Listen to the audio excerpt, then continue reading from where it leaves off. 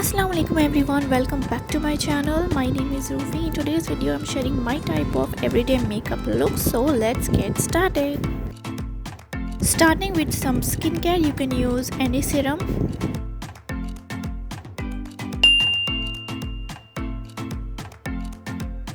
This is the most important step. Daytime makeup के लिए sunscreen is must.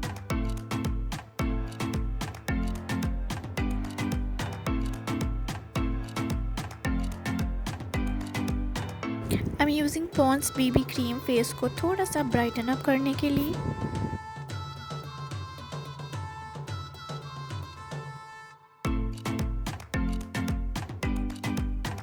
और इसको ब्लेंड करने के लिए कोई भी मेकअप टूल की ज़रूरत नहीं है, ये हाथों से ही बहुत अच्छे से ब्लेंड हो जाता है।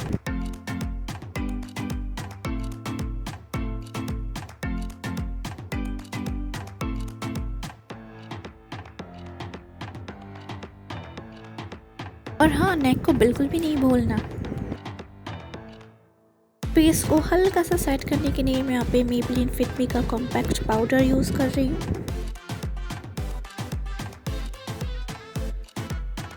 Now this step is totally optional, but I like to set my brows. Now for the mascara, I'm using Maybelline Hyper Curl mascara. It just makes your eyes looks fresh.